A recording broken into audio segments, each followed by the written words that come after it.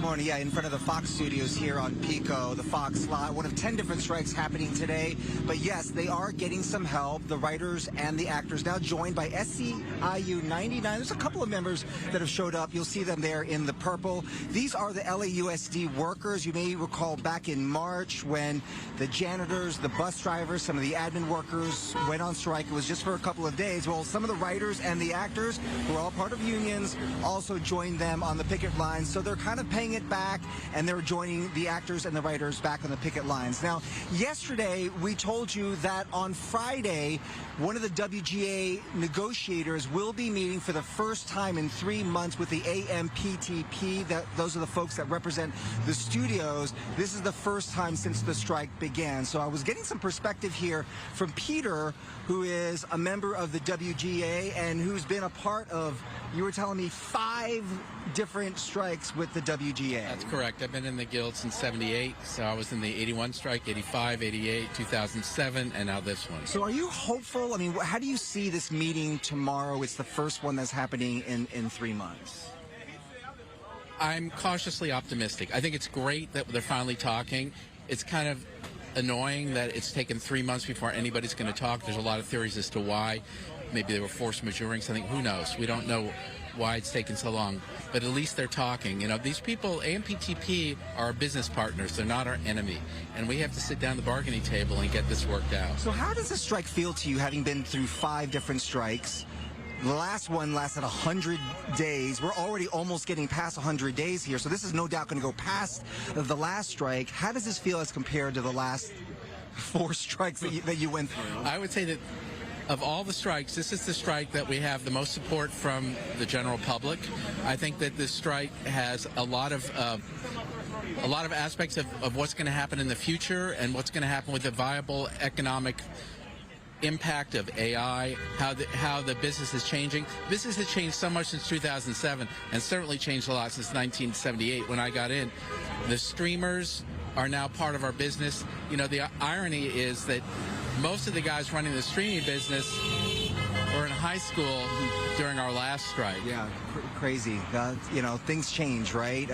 Let's hope that those negotiations tomorrow, or at least those talks tomorrow, are fruitful. Thank you, Peter. One thing Peter was saying to me is, like, anecdotally out here, they're feeling a lot of support from the public in general, that people are behind the writers and the actors. That latest LA Times poll does indicate that 38% saying that they are more sympathetic to the actors and writers than the studios. But here we are, getting close to that 100 days, and certainly we're probably going to sail right past that 100 days that it went through the last strike in 2007 that, as you know, costs the economy billions of dollars. We'll send it back to you. Millions of dollars.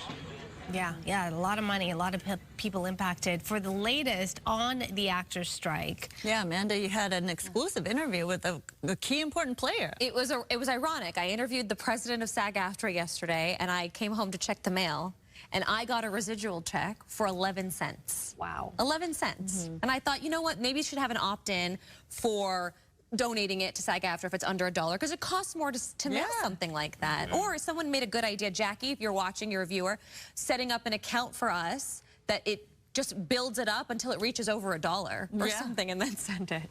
Well, almost 3 weeks of the SAG-AFTRA strike, and if it feels longer, it's because the writers have been on strike now for over 90 days. And I spoke to Fran yesterday, and she actually let me know how long they're willing to go. The multi-million-dollar question that so many people are asking is, how long will this go? I'm sure you get asked that daily.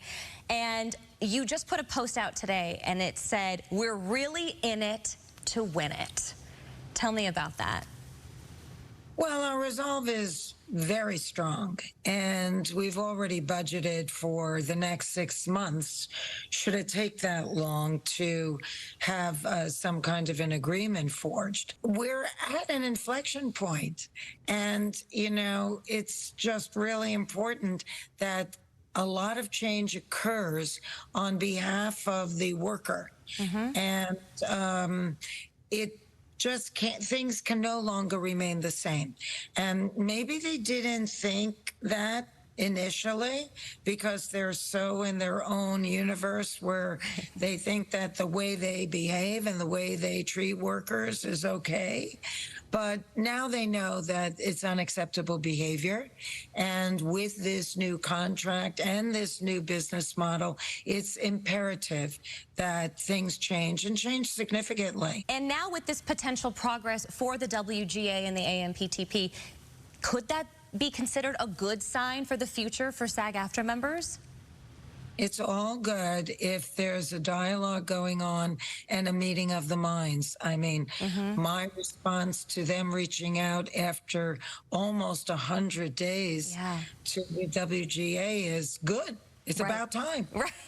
You're seeing a lot of celebrities step up that we saw The Rock. We know Jamie Lee Curtis have donated. You're seeing a lot of these big name actors giving back to the... Clooney, Meryl Streep. Yep, that's right. That's got to warm your heart, right? Absolutely. You know, we're a very tight community, and none of these performers that are in the top 1 percentile ever forget how they felt when they got their first union card, their first job, what it meant to be a journeyman performer. And we're all in the same profession, and nobody stands alone in front of a camera. They are surrounded by all the rest of us, and that's what brings the stories to life. So we're all integrated, we're all in it to win it, and we're all in solidarity and unity in a way that we haven't seen in literally decades. It is nice to see the camaraderie with everyone together. You know, I grew up in the theater, and the saying was, you always appreciate the crew, and you take time to thank the crew, because if it wasn't for the crew, we would be naked in the dark, is what we used to say, without costumes, without good lighting. So it is a group effort, and it does affect everyone in the production world right now. I'm really glad she makes that point. You know, her saying that, even I was sitting here thinking about just everyone we work with behind the scenes. I'm not going to like do an Oscar speech and name names, but no, everyone, everyone. I mean, it takes a team to do anything that we do. Even like the little stories you see that we're showing video, like someone cut that, someone wrote that. Now we're delivering it. It's a group effort. And imagine if this is not the case. But imagine if the anchors were on strike, then the studio crew wouldn't be able to show up to work because there would be nobody to film. So this is what people are saying. If there's no actors, if there's no scripts being written, what about the grips? What about craft services? What about hair and makeup artists? It's domino effect. They're not working either because production has been on hold. And then the surrounding community, it could go on and on and on. The food that the craft services gets their food from, you know? All right. Very important. Thank you so much, Amanda.